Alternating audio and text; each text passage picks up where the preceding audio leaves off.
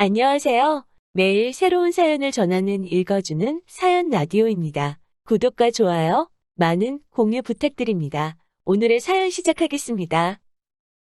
안녕하세요. 못다한 효도의 꿈을 저를 통해 이루려던 머저리 같은 남편과 헤어진 30대 여자입니다. 남편과 저는 취업 전 아르바이트를 하다가 만난 사이예요.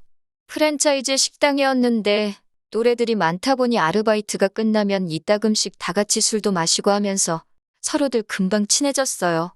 특히 남편과 저는 집이 같은 방향이다 보니 남편이 저를 데려다 주는 일이 많았고요. 붙어 있는 시간이 많으니 이런저런 대화를 나눌 기회도 많았고, 그러면서 서로 조금씩 마음의 문을 열게 되었습니다. 그러다 남편이 먼저 취업을 하면서 아르바이트를 관뒀고, 저도 2달 후 원하던 직장에 들어가게 되면서 아르바이트를 그만뒀지요. 이후로는 이따금씩 만나 서로 고민거리도 털어놓고 힘이 되어주면서 호감만 가진 채 좋은 친구로 몇 년을 지냈습니다. 그러다 30이 넘어가던 시기에 자연스레 연인 사이로 발전했고, 사귄 지 1년 만에 결혼 이야기까지 나왔네요. 저는 당시 부모님과 함께 살고 있었지만 남편은 자취를 하고 있었어요. 대학교에 들어온 이후로는 줄곧 서울에서 혼자 살았다고 하더라고요. 명절부터 연말까지 특별한 날은 가족과 보내는 게 일상이던 저와 달리 남편은 가족과 왕래도 적었고 명절에 내려간다고 하더라도 밥만 먹고 후딱 올라오기 바빴습니다. 언젠가 한번 제가 가족이 아예 없는 것도 아니고 왜 그렇게 지내냐 물으니 한다는 말이 그냥 귀찮다대요. 어머님 아버님도 남편더러 굳이 내려오라 하지도 않으시고 서로 신경 쓰지 않는다고요. 그때는 그저 저희 집이랑 가풍이 다르구나. 단순히 그렇게 생각했어요. 결혼을 준비하면서 당연히 서로의 경제 상황도 알게 되었는데 솔직히 깜짝 놀랐습니다. 남편은 중소기업이긴 했어도 달에 실수령액이 300 가까이 되는 회사에 다니고 있었는데 직장 생활 5년 동안 모아둔 돈이 3천만 원밖에 되지 않더라고요. 남편이 말하기를 아르바이트를 하던 시기에는 벌어서 집세랑 생활비, 그리고 취업 준비를 위한 이런저런 활동에 전부 다 쏟아부었고 직장에 다니기 시작한 이후에도 집세랑 생활비는 계속해서 나갔기에 돈을 모으기가 어려웠다대요. 남편 말을 듣고 나니 아주 이해가 안 되는 건 아니라서 그러냐 하고 더는 따지지 않았습니다. 둘이 결혼해서 안정적인 가정을 꾸리면 얼마든지 나아질 사정이란 생각도 들었으니까요. 아무튼 그렇게 남편이 모아둔 돈 3천에 시댁으로부터 2천만 원을 추가로 지원받았어요. 형편이 좋지 않은 시댁이라서 2천만 원을 해주신 것만으로도 감사했네요. 말이 나와서 말이지만 시댁의 상황을 조금 나열해보자면 아버님은 장애가 있거나 그런 것은 아니지만 건강상의 이유로 집에 계셨고 어머님 혼자 식당에서 일을 하며 외벌이로 살림을 꾸려나가고 계셨어요. 남편 아래로는 이제 막 대학에 들어간 나이 차이가 제법 나는 어린 신우가 한 명 있었고요. 저희 집 이야기도 살짝 해보자면 저희 부모님은 2분이서 작은 사업체를 운영하고 계십니다. 그렇다고 연매출 몇 억, 그런 건 아니고요. 2분이 생활하시고 노후 준비하시는데 부족하지 않을 정도로 되는 사업장이에요. 저희 부모님은 저 결혼한다고 8천만 원 지원해 주셨습니다. 저는 6천만 원을 모아둔 상황이었고요. 정리해보자면 남편은 총 5천을 저는 총 1억 4천을 들고 결혼한 거예요. 사정이 이렇다 보니 남편과 상의 끝에 예단은 생략하기로 했습니다. 그런데 어머님께서 그래도 당신하고 당신 친척들 옷 한 벌은 해줘야 하는 거 아니냐고 그러시대요.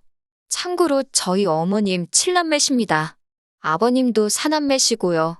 저는 생각할 필요도 없었기에 어머님 아버님 옷 한 벌씩은 해드릴 수 있지만 다른 분들건 무리라고 단칼에 안 된다 했습니다. 그랬더니 어머님께서 하시는 말씀이 1억 4천 해오지 말고 1억 3천 해온다 생각하고 1천만 원은 옷값으로 쓰면 되는 거 아니냐고요. 저는 그건 말도 안 된다고 또다시 단칼에 거절을 했고 그랬더니 어머님이 남편더러 치사하고 더럽다 그러셨다대요. 이 소리는 나중에 씩 올리고서 들었어요. 에휴. 아무튼 정말로 치사하고 더러워서 그러셨는지 어머님도 더는 말씀을 안 하셨습니다. 대신 약속한 대로 결혼 전 어머님 아버님하고 신우한테 백화점에서 고가 의류 한 벌씩 선물했어요. 그나저나 남편은 저희 집에 뭐 좀 했냐고요? 하긴 개뿔을요. 아무것도 안 했네요. 지금에서야 돌이켜 생각해보면 제가 정말 배알도 없는 엑스였던 모양이에요. 그놈의 사랑받는 며느리가 뭐라고 그 사랑 좀 받아보겠다고 어머님 아버님께 잘하려고 노력했어요. 결혼 전에는 시댁에 왕래도 전혀 없던 남편이 갑자기 언젠가부터 주말만 되면 시댁에 내려가서 밥 먹고 오자 그러고 어머님께 전화 좀 드리라고 그래도 결혼하고 나니까 부모님 소중한 걸 깨닫고 저러나 보다 싶어서 옆에서 장단 맞춰주고 같이 노력했습니다. 근데 호의가 계속되면 호구로 본다더니 결혼한 지 한 1년도 되지 않았을 시기부터 어머님도 그렇고 신우도 그렇고 제가 신우를 챙기기를 바라더라고요. 솔직히 가끔 용돈 주고 그런 것까지는 괜찮았어요. 그런데 언젠가부터 신우가 이거 필요하다 하면 어머님이 네 언니더러 그러니까 저 말이에요.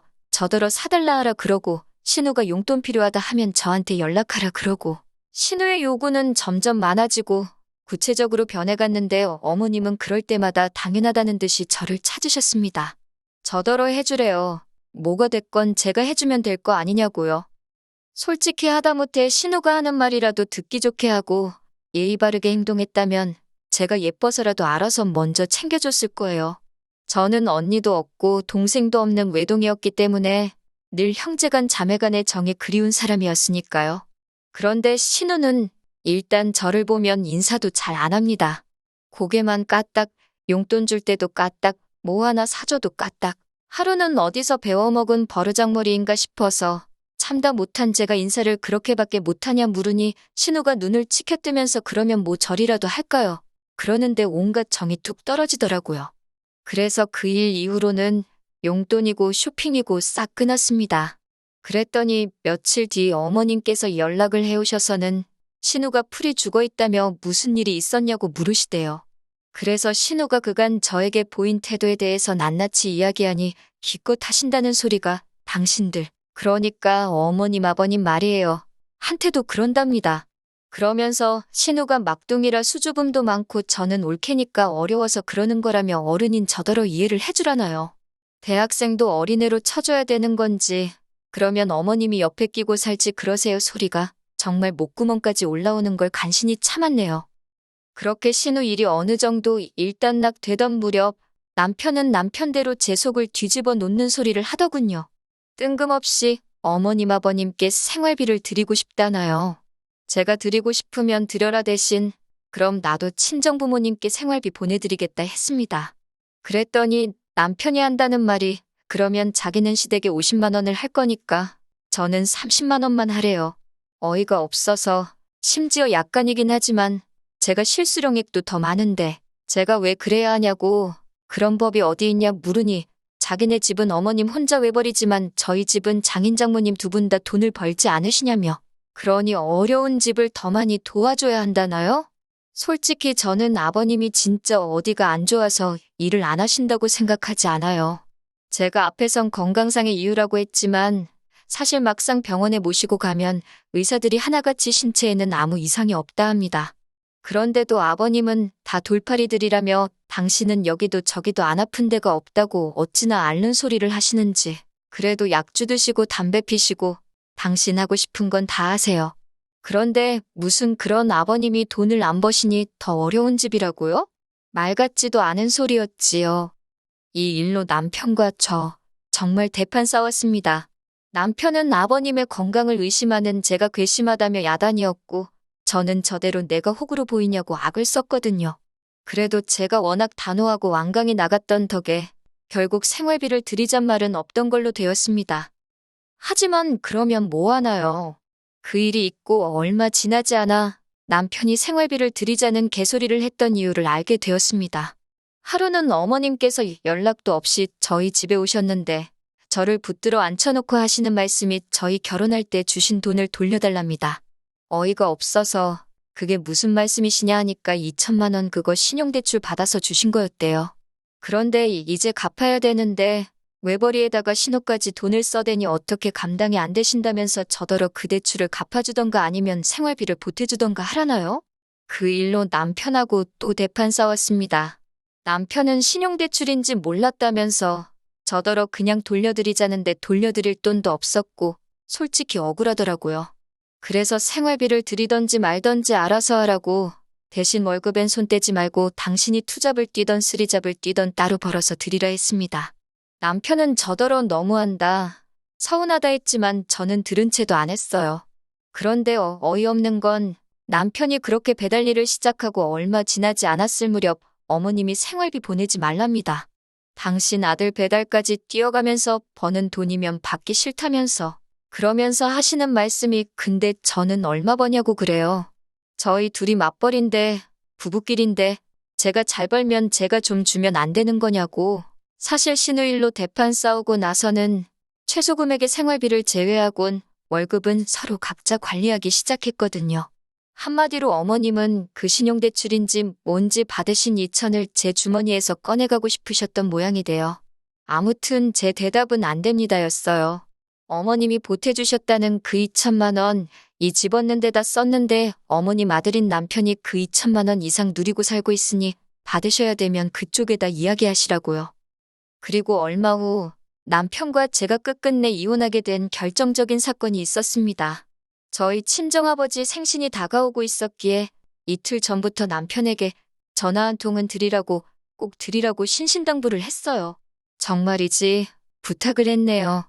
저는 참고로 어머님 아버님 생신 때 전부 다 시댁에 내려가서 생일상 차려드리고 용돈도 드렸습니다. 하지만 남편한테 저랑 똑같이 하라고 그런 건 바라지도 않았고 전화만 한 통 드리라고 했어요. 사실 친정 부모님께선 아직도 저희 남편을 많이 어려워하시거든요. 자주 보지도 않지. 그렇다고 뭐 연락을 자주 하는 것도 아니지. 그래서 제가 정말 부탁을 했습니다. 그런데 이 인간이 끝끝내 안 하더라고요. 그러면서 한다는 말이 어차피 주말에 처갓집에 간다 하지 않았냐. 그때 하면 되지 저더러 유난이라나요?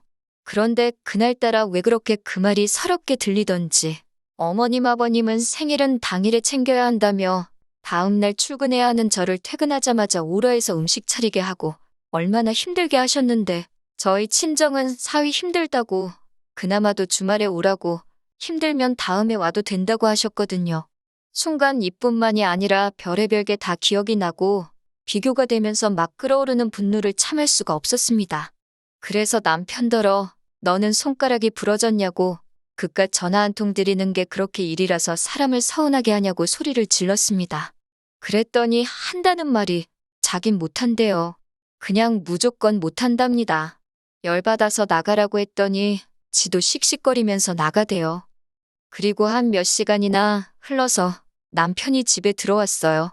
저야 당연히 열받았으니 아는 척도 안 했지요. 그런데 자기가 뭘 잘했다고 남편도 저를 아는 척도 안 하더라고요. 그렇게 농담이 아니라 열흘 가까이를 서로 말 한마디 안 하고 지냈습니다. 처음 이틀은 어이도 없고 화도 나고 서운도 하고 별 감정이 다 들었는데 그것도 날짜가 길어지니까 오히려 편하더라고요. 돌이켜 생각해보니 이미 결혼 생활에 회의감을 느끼고 있었던 것 같아요. 그런 와중에 어머님께서 서울 사는 이모님 보러 왔다가 들렸다며 저희 집에 오셨습니다. 하지만 눈치가 보아하니 이미 남편과 제 사이에 있었던 일을 알고 계신 것 같더라고요. 저더러 이야기 좀 하자 하시더니 기껏 하신다는 소리가 장인 장모한테 잘하고 말고 그런 건 제가 강요를 하면 안 된답니다. 평생 남남으로 살았는데 얼마나 불편하겠냐면서 잘해라 어째라 그런 거 강요하는 게 아니래요. 그리고 남자는 원래 누가 뭐 하라고 시키면 더 엇나가게 되어 있다면서 시간을 주라 하시질 않나? 남자는 원래 어르고 달래야 하는 존재니까 잘한다 잘한다 칭찬해주고 항상 고맙다 하면 자기가 알아서 더 잘하려 들거라질 않나. 듣는데 어찌나 황당하던지 저도 모르게 어머님더러 제가 지금 남편하고 살지 애 키우는 거 아니지 않냐고 물었습니다. 성인 2명이 사는데 누가 누굴 어르고 달래느냐고요. 그러면서 어머님 말씀대로면 저도 어머님 아버님은 물론이고 신우도 너무 불편하다고 그랬어요. 저한테 잘하기를 늘 강요하시던 분이 어머님 아니시냐고. 그런데 어머님이 그런 말씀을 하시니까 황당하다고도 했지요. 그랬더니 어머님이 저더러 무슨 말을 그렇게 하냐면서 결국 어머님이 계신 자리에서 남편더러 친정아버지한테 생신 축하드린다고 전화 한 통 해달라는 게 내가 어머님한테 이런 소리까지 들을 이야기냐고 따졌습니다. 부부 사이에 서운한 일이 있었으면 나랑 풀어야지. 그걸 어머님께 쪼르르 이야기하느냐고 쪼다 같은 자식이라고도 했네요. 그러면서 남편더러 네가 나한테 해준 게 뭐가 있냐고 따지다가 그냥 나가라고 했습니다. 너 들고 온 5천에서 네 여동생이 뜯어간 돈부터 시작해서 네가 처먹고 쓰는데 들어간 돈 다 계산해서 까면 한 3천이나 되겠냐고. 그리고 네가 내 차는 또 얼마나 끌고 다녔냐고. 내가 남은 돈은 알아서 돌려줄 테니 어머님 빚이나 갚아드리라 했어요. 그제서야 남편은 제가 농담이 아니라는 걸 눈치챘는지 저더러 진정하라며 자기가 잘못했다고 하는데 그 꼴도 보기가 싫더라고요. 어머님도 당신은 그런 뜻이 아니었다며 마음을 가라앉히라는데 그 소리도 듣기 싫고 그래서 다 나가달라고 했어요. 내 집이라고 나 좀 내버려두라고요. 혼인신고 안 되어 있는 게 어찌나 다행이다 싶던지. 너 같은 놈한테 들인 시간과 공이 아까워서 억장이 무너지지만 그래도 더는 이렇게 못 살겠다 하곤 완전히 이별을 고했네요. 솔직히 지금도 후련하다기보다는 찝찝해요. 혼인신고만 안 되어 있지. 절 아는 사람들은 어차피 다 저를 이혼녀로 볼 테니까 그것도 화가 나고 계속해서 미안하다고 연락해대는 남편도 재수없고 남자가 원래 철이 없다는 헛소리나 하시는 어머님께는 그러니 아버님이 그따위로 사시는 거라 쏘아붙이고 싶어요. 그래도 차마 저희 친정부모님 얼굴에 먹칠할까 싶어 마지막 말만큼은 안 하고 누르고 또 누르는 중이네요. 하루빨리 후를 털어버릴 수 있으면 좋겠습니다. 긴 이야기 들어주셔서 감사합니다. 오늘의 사연은 여기까지입니다. 구독과 좋아요, 알람 설정해주시면 앞으로 더 좋은 사연으로 찾아오겠습니다. 감사합니다.